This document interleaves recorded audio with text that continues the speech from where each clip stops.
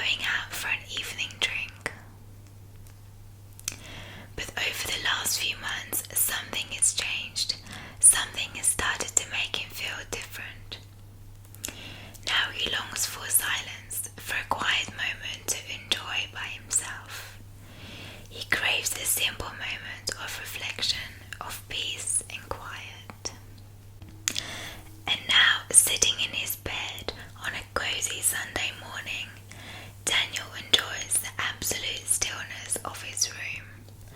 Silence is something he has always perceived as the lack of sound, like something missing.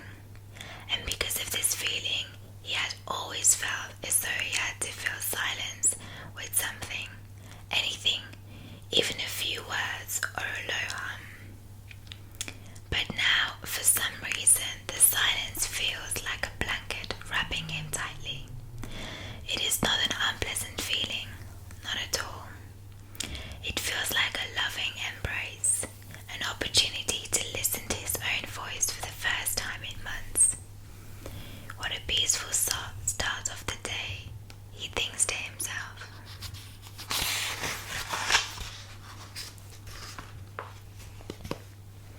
Occasionally, he can pick up a distant chattering of people walking down the street, going to the park to enjoy a picnic, or the subtle chirping of little birds on a branch not too far from his window. Daniel steps out of his pajamas, grabbing his favorite cotton t-shirt and comfy pants. The fabric is so gentle, fresh and soft on his skin, it makes him shiver. Hundreds of tiny goosebumps form on his arms. He takes a moment to look outside the window. A lovely blue sky stares back at him. A few vaporous clouds wave at him in the distance. He opens the window slightly to feel the cool wind suffling his hair. He heads to the kitchen to prepare a hot cup of tea. He carefully opens a new bag of coffee beans and places them in the grinder. After a few seconds, the exquisite aroma of freshly ground coffee fills the entire room, and Daniel closes his eyes in delight. What a pleasant smell. The kettle sitting in a corner on the counter starts huffing and puffing. Water is boiling. He pours the hot water into his French press, adding the coffee powder, carefully closing the lid. After a few minutes, the coffee is ready and Daniel pours it into his favorite ceramic mug, tapping on its textured surface with the tip of his fingers. He decides to go out to the garden, his favorite part of the house. He walks barefoot on the grass. The soft, fluffy plants tickle the bottom of his feet ever so lightly. He heads to a small cast iron table to enjoy his coffee by his dear apple tree. Daniel has not seen a tree in quite a long time and only now realizes how much he has missed it. His grandfather had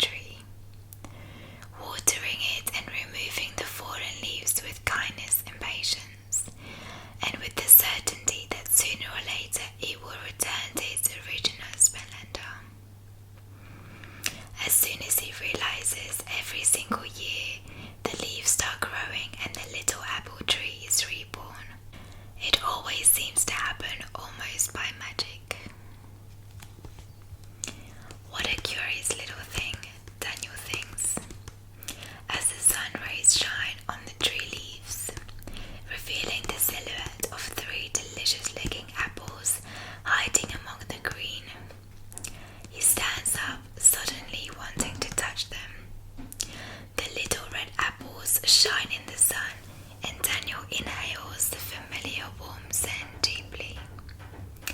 The warm smell evokes a myriad of sensations and memories of childhood, of cozy summer days spent at his grandfather's place, of a gentle hand patting his back, of a comforting bedtime story whispering in his ear. The loveliest recollections of his childhood positively cloud his mind, filling him with feelings of excitement and gratitude. Daniel observes how one of the little apples on the tree is ripe and ready to eat. He detaches it from the branch with care and heads back to the table to savor it. The first bite ignites an explosion of taste. The apple is juicy and sweet and rather warm, thanks to the direct sunlight. Daniel relishes every single bite, focusing on nothing other than the exquisite taste of his freshly picked piece of fruit. He marvels at the contentment he finds in such a simple action. Once again, he gazes at the tree, thinking that in many ways human beings resemble it. Sooner or later, a time comes in which we symbolically lose our leaves. We might feel down, and we gradually lose our spark until we are only left with empty branches. Emptiness might envelop us, Daniel thinks, but we must remain sure of the fact that our leaves will soon grow again, brighter and greener than we are able to imagine. It's crucial to take care of our symbolic inner tree to help it blossom again once the right time comes. And when beautiful flowers bloom within us, we marvel at the great beauty that we had kept within ourselves for such a long time, sometimes doubting if it was part of us or not. But beauty is part of us, and we must never doubt it. Even the darkest moments of winter can only temporarily dim the lights within us. Our spring will come. It always does. Daniel is suddenly happy to have taken the time to relax and enjoy the day in peace and quiet. He feels as though he is truly in tune with his deeper self now, as if he is finally able to listen to the voice of a dear friend he has spoken to in a long, long time. It is in stillness, far away from the busyness, the constant interaction, the brunches and lunches and dinners and parties, that he can finally take a deep, calming breath and see things properly. He feels a wave of gratitude and inexplicable joy, as his cozy Sunday morning has allowed him to reflect on very important matters indeed. He makes a solemn decision to do this more often, to enjoy some quiet time in his garden, perhaps with a good novel, or maybe a notebook to write down his recollections.